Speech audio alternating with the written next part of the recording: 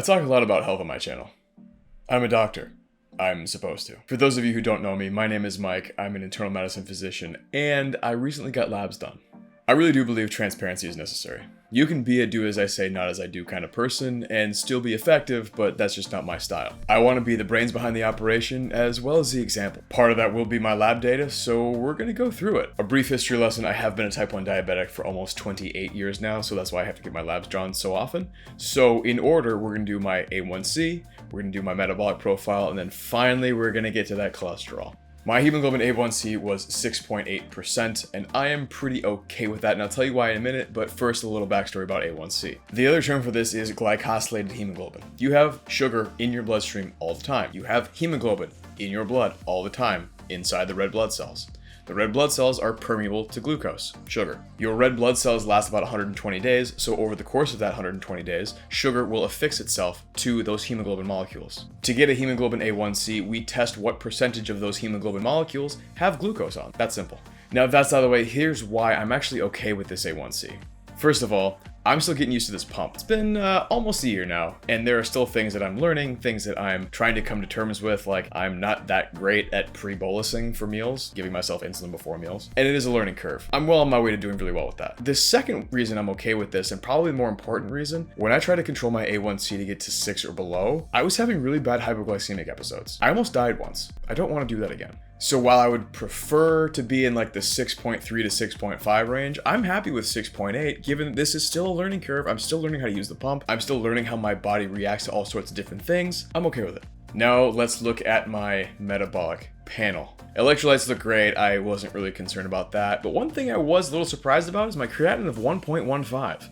No, I didn't expect it to be around 1. I expected it to be a lot higher. Creatinine is an indirect indicator of kidney function. The higher the creatinine, theoretically the worse your kidney function is. But it's different for different people. Generally, 1 is normal. Creatinine is also a measure of muscle turnover. So if you have some like big giant dude who only lifts weights and eats iron plates for a living, yeah, his creatinine's gonna be higher. It doesn't mean his kidneys are failing. On the other side of the spectrum, if you have a remarkably frail 90-year-old person with a creatinine of 1, I'd actually be concerned because that's probably high. That person's creatinine probably needs to be a lot lower. But again, different for different people. Why I was surprised it was 1.15 is because it's usually higher, especially considering I had just come from the gym right to the doctor's office. I had just worked out, my muscle turnover was accelerated. I thought it was gonna be higher. It was lower. I'll be honest, 1.15 is the lowest it's been since I started weight training.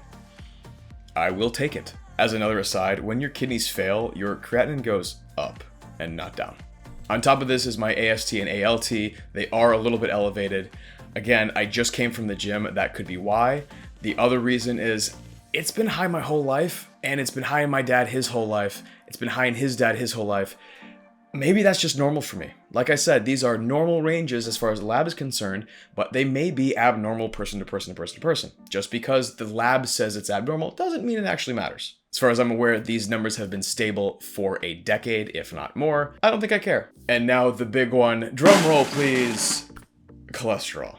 I eat about 200 grams of protein every single day to maintain my muscle mass, especially when I'm training. And sure, I get a lot of that from very lean sources like chicken and protein shakes. I will say I eat 2 to 3 eggs every single day. Not some days, not most days, every day. I know there's a lot of you in the eggs are bad camp. There's a lot of you in the eggs are good camp. The only thing I can tell you with any degree of certainty is that eggs have cholesterol in them. How much that affects your actual cholesterol levels, I'm not sure, because I don't think anybody is. And yeah, I have red meat once or twice a week. It's generally chicken and salmon as far as my proteins go in the form of meat. But yeah, red meat once or twice a week. And oh yeah, one more thing. Familial hypercholesterolemia runs on my dad's side of the family. He's been on a statin since he was like way younger than me. So here's the bad news. Not my numbers. I'll be honest, this is kind of par for the course since I was a kid. Total cholesterol of 118, pristine. LDL or bad cholesterol of 61, ideal. Triglycerides, which are a different kind of fat that are indicative of different things, one of which being calorie balance, we're at 53, again, ideal. And an HDL of 46, the good cholesterol at 46, which, based on the rest of my profile, pretty good. I wasn't even fasting for this. If I was fasting for this, my LDL probably would have been lower. My triglycerides probably would have been lower. But I had breakfast, I went to the gym, I had a protein shake, and here we are. Remember, my diet is generally, not entirely, but generally void of processed foods, and this cholesterol thing is a spectrum.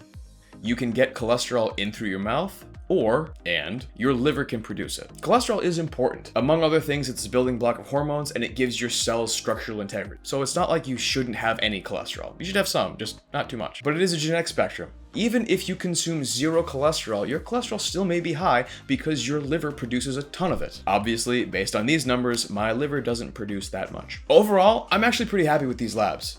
I would like to get my A1c down to 6.5 or maybe even 6.3. Probably not far below that because I don't want really bad hypoglycemic episodes that will, almost kill me like they did last time. With any luck, I have indeed shown you that I practice what I preach based on my lab values.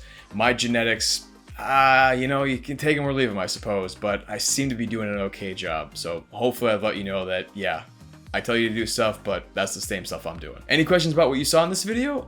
Drop them in the comments. And if you enjoyed this video, smash that like button, don't forget to subscribe, and I will see you in the next one.